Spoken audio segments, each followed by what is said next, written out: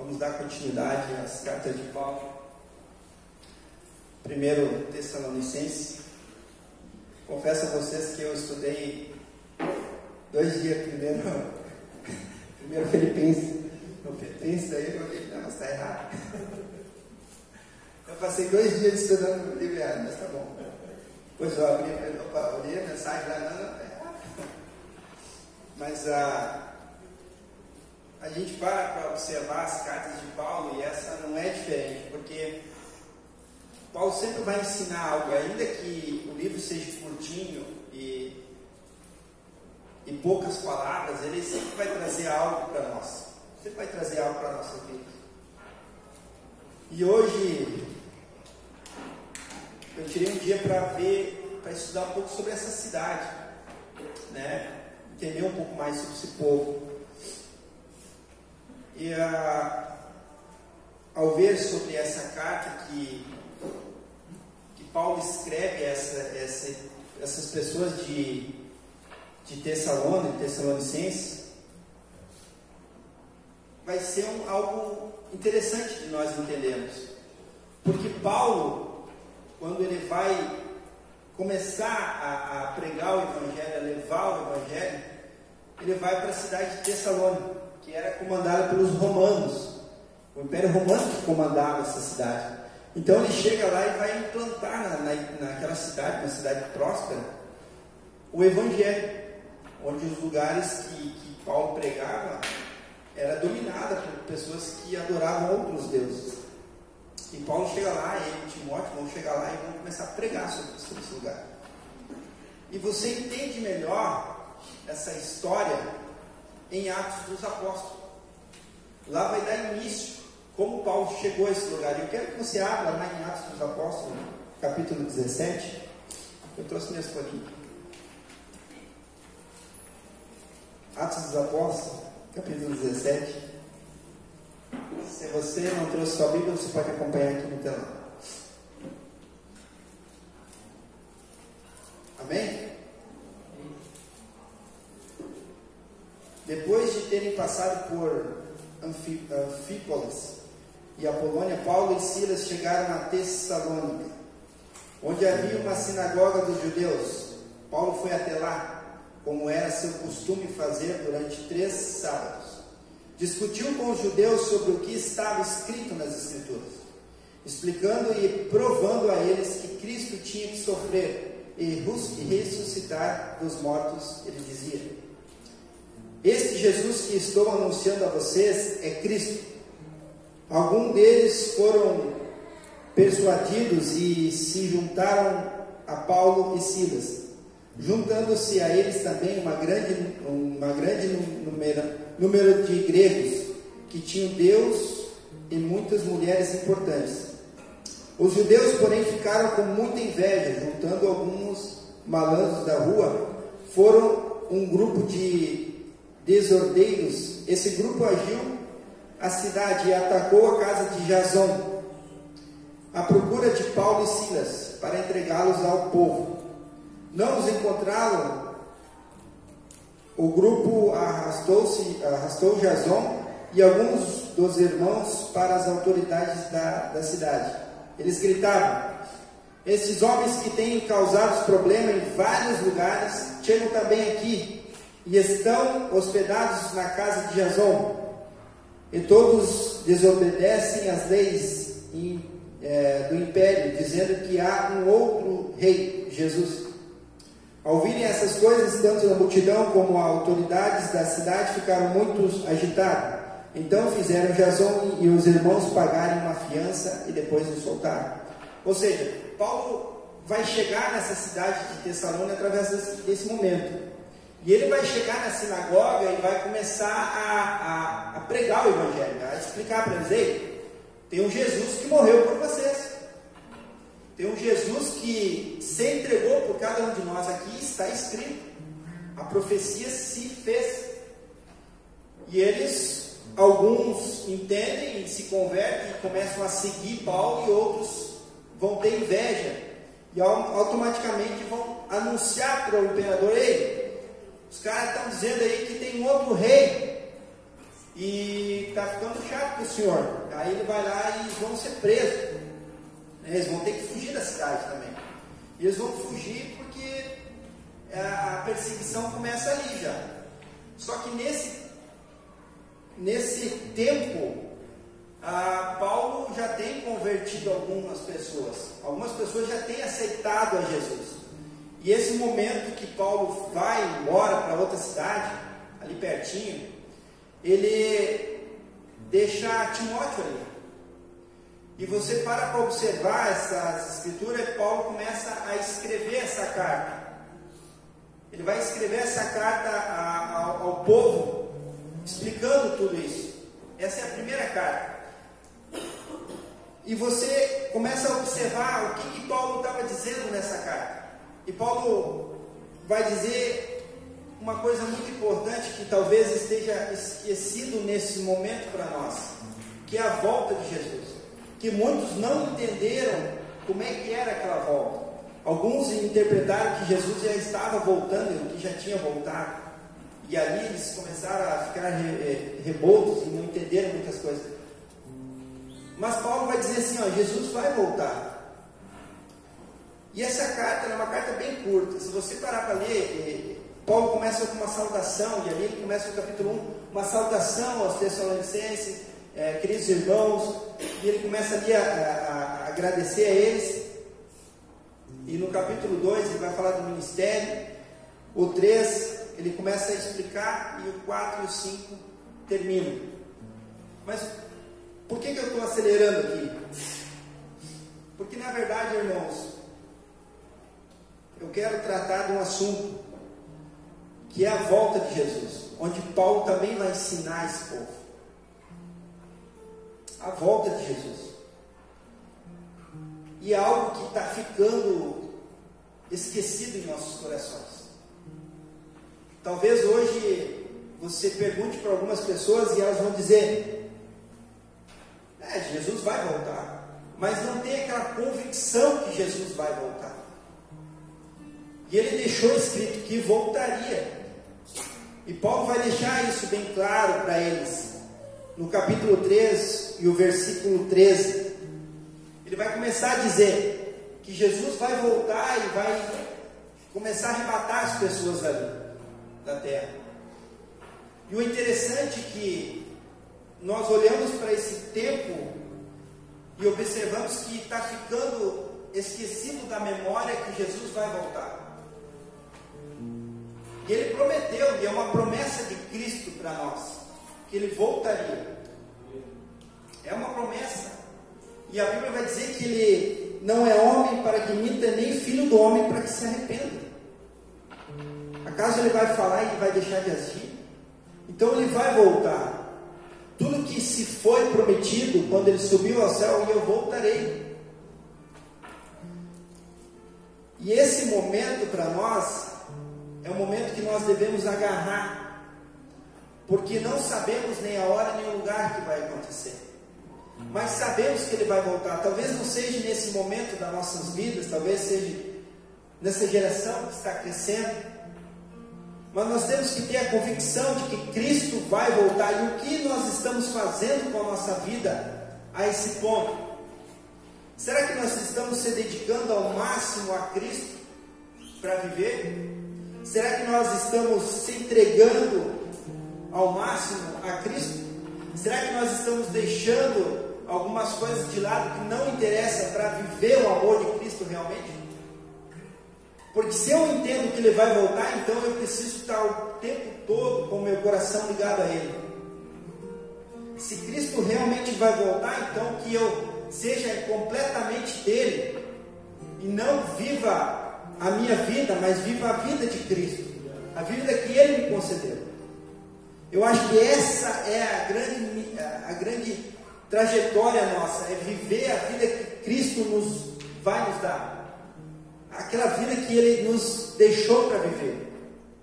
Talvez hoje nós estamos vivendo uma vida que não é a que Cristo nos ordenou. Talvez nós viemos à igreja nos domingos, nas quartas, nos sábados, mas não entendemos o suficiente para viver a vida com Cristo. e vivemos só aquele momento e não a nossa vida inteira.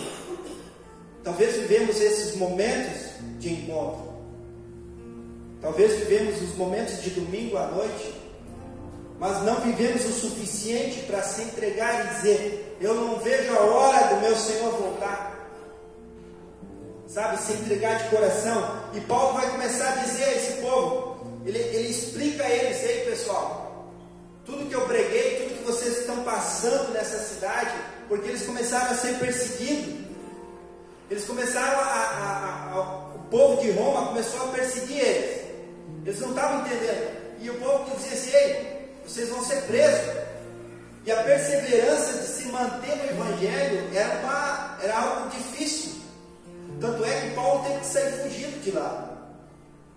E quando Paulo envia essa primeira carta a eles, ele vai dizer: que bom que vocês têm perseverado na palavra. No capítulo 3, eu quero ler com vocês, vai dizer assim: por isso, quando não podemos mais suportar o chamado, por bem permanecer sozinho em Atenas, é onde ele está. Assim enviamos Timóteo, nosso irmão e cooperador de Deus no Evangelho de Cristo, para fortalecê-los e dar-lhes ensino na fé, para que ninguém seja abalado por essas tribulações. Vocês sabem muito bem que fomos designados para isso. Quando estávamos com vocês, já lhe dizíamos que seríamos perseguidores. O que realmente aconteceu, como vocês sabem. Por essa razão, não suportando mais, enviei Timóteo para saber a respeito da fé que vocês têm, a fim de que o tentador não os seduza, e tornando inútil o nosso esforço.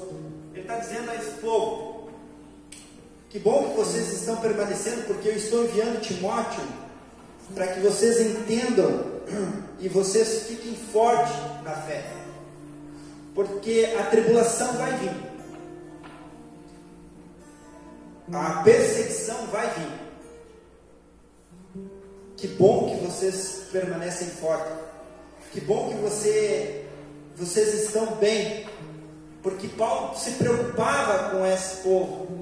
Paulo estava olhando a esses tessalônicos e dizendo: poxa, será que tudo que nós fizemos a eles, será que foi inútil? Timóteo, vai lá ver.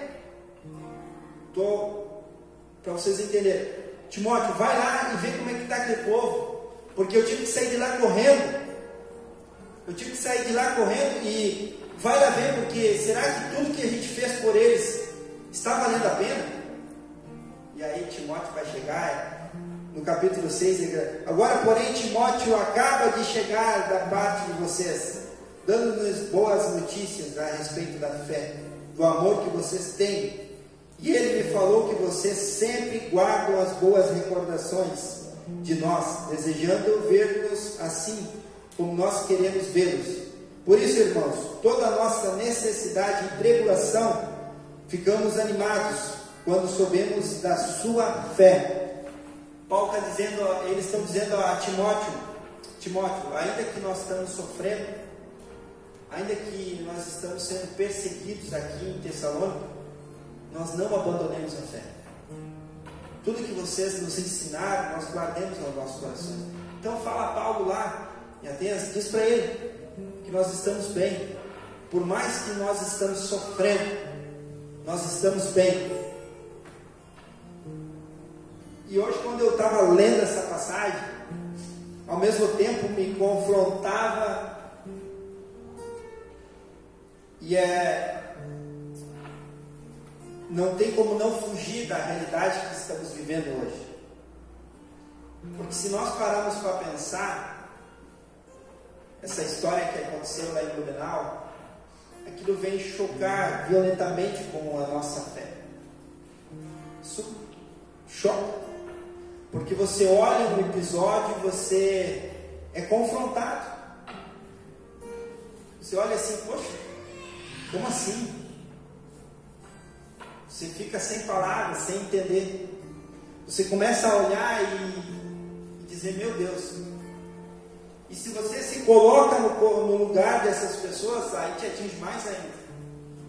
Eu vinha no carro dizer para minha esposa: Deus conhece o meu coração, por isso que Ele nos guarda de algumas coisas, porque com certeza alguns de nós não suportaria. E se você vê a entrevista de um pai dizendo,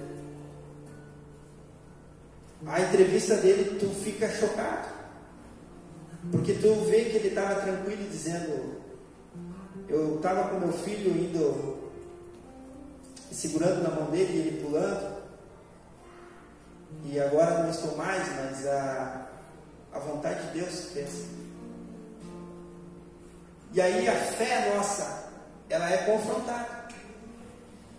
Como manter a fé perante alguns episódios da nossa vida? Como que a gente vai manter a fé? Talvez tudo que o pastor ensina aqui nesse altar, será que nós estamos guardando em nossos corações? Como Timóteo e Paulo ensinaram esse povo? Porque com certeza eles passaram por morte também. Eles também passaram por tribulações de morte. Mas a fé estava guardada. E a esperança em Cristo Jesus que voltaria. Por isso que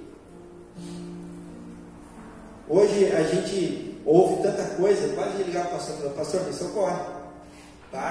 Quando eles enxergam uma pessoa evangélica, eles começam: por que isso? Por que daquilo? E eu já ficava sem saída, já. Meu Deus. Eu falei: Senhor. Mas é engraçado porque a gente sempre vai ser confrontado. E eu disse a uma pessoa, falei assim: a gente não tem a resposta de tudo.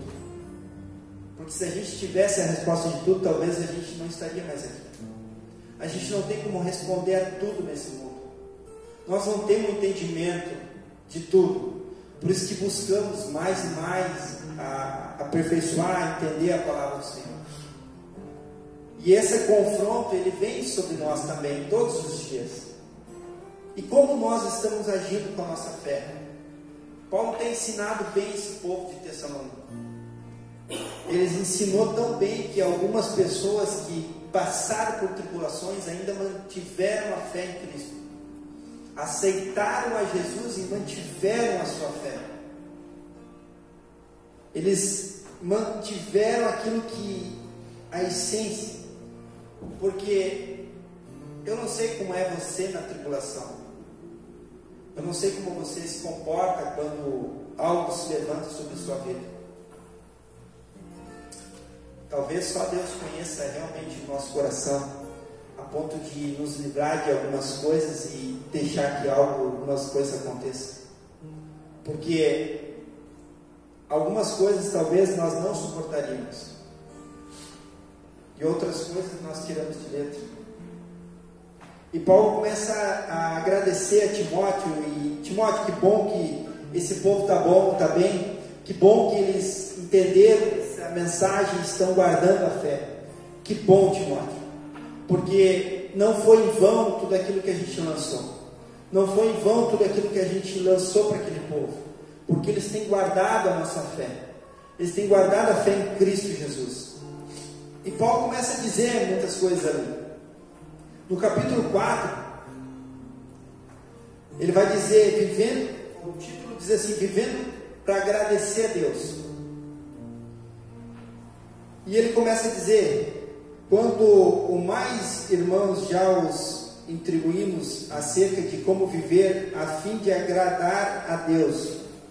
E de fato assim, no capítulo 4, e de fato assim, vocês estão procedendo. Agora lhes pedimos e exortamos no Senhor Jesus que cresceram nisso e cada vez mais, pois vocês conhecem os mandamentos que lhes demos pela autoridade do Senhor Jesus. A vontade de Deus é que vocês sejam santificados e abstenham-se da imoralidade sexual. E aí ele vai dizer, ensinar de tudo. E no capítulo 9 diz assim: quando o amor fraternal, não precisamos escrever-lhes, pois vocês mesmos já foram ensinados por Deus. e se amarem uns aos outros. E de fato vocês amam todos os irmãos e toda a Macedônia. Contudo, irmãos, insistimos com vocês que cada vez mais assim procedam. O amor, ele vai cobrir qualquer barreira da nossa vida. E esse povo, além de sofrer tribulação, ainda amava a Macedônia.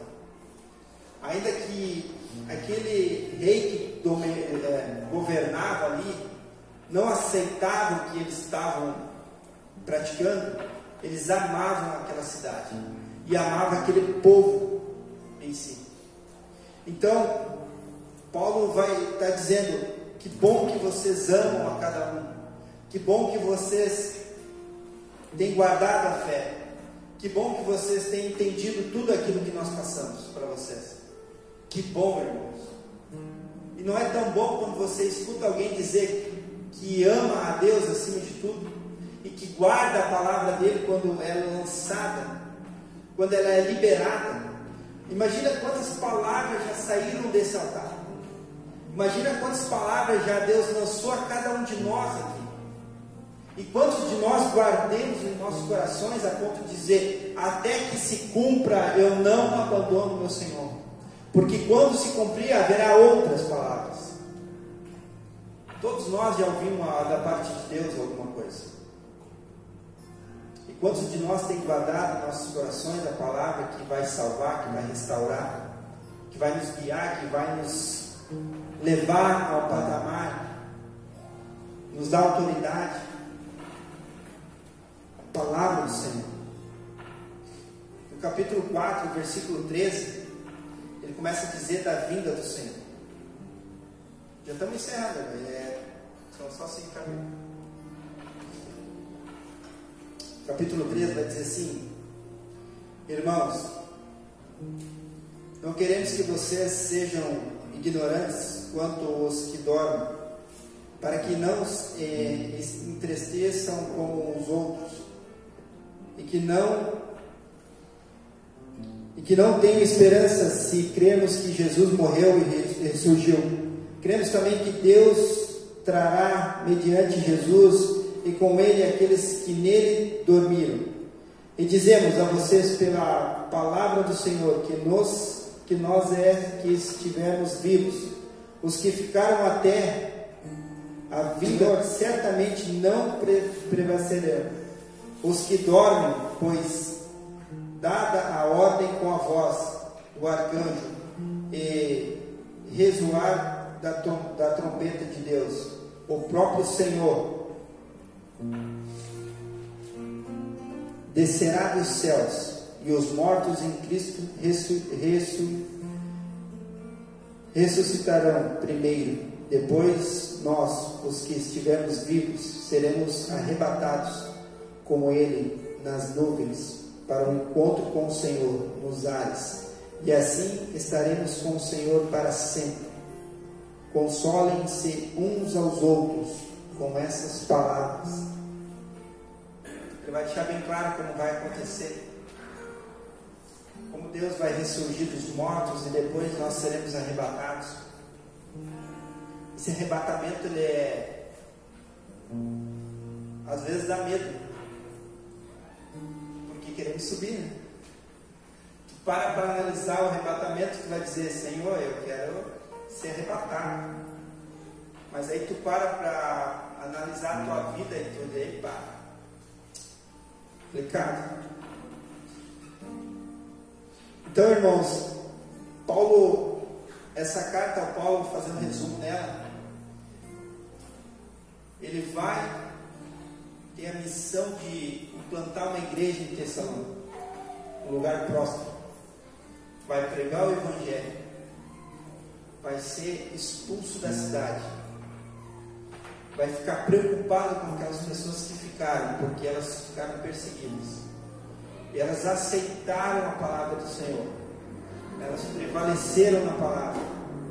E Paulo vai se alegrar nesse momento, porque tudo que foi feito, tudo que ele está sofrendo, está tendo resultado. todas aquelas pessoas que ele levou o Evangelho, eles aceitaram, eles guardaram a fé, eles guardaram aqueles momentos para eles, e sabem que Jesus vai voltar. Sabe, alguns aqui não entendiam direito o arrebatamento. Alguns pensavam que Jesus já tinha voltado e começaram a se preocupar, dizendo: aí, o que houve? Será que ele já voltou? Então eles não entendiam direito. Paulo não deixou bem claro. Na segunda carta vai ficar um pouco mais claro. E aí eles não entendiam. Como assim? Jesus vai voltar? Já voltou? Não estou entendendo. Aí Paulo vai mandar a segunda carta depois e vai explicar um pouco mais para você. E ele vai falar sobre o arrebatamento e a volta de Jesus. Vamos colocar de pé? A carta é curta. E semana que vem é mais curta ainda. 13 capítulos. Aleluia. No capítulo 5, Paulo vai fazer uma oração e vai agradecer a eles. E ele, no capítulo 5, no versículo 16, ele vai dizer assim: alegrem-se sempre e orem continuamente. Deem graça em todas as circunstâncias, pois esta é a vontade de Deus para vocês em Cristo Jesus. Eu vou ler de novo. Alegrem-se sempre e orem continuamente. Deem graça em todas as circunstâncias, pois esta é a vontade de Deus para vocês em Cristo Jesus. Deem graça a Deus. Não importa as circunstâncias, não importa o momento, deem graça a Ele. Não importa o que você está passando, ore continuamente. Não importa o momento que vem te assolando, ainda que os nossos olhos olhem e vejam algo, Deus tem algo maior por trás disso tudo. Ainda que os nossos olhos parem para olhar algo e nosso coração se entristeça, Deus está dizendo: eu estou no controle de todas as coisas. Eu estou no controle de cada momento da sua vida. Não importa o que aconteça, eu estou no controle. Eu nunca perdi o controle da sua vida. Eu nunca desisti de você. Eu nunca perdi você de vista. Eu estou te vendo todos os dias. Eu te olho todos os dias. Eu estou ao seu lado todos os dias. Oh, Jesus. Vamos fechar seus olhos? Vamos orar?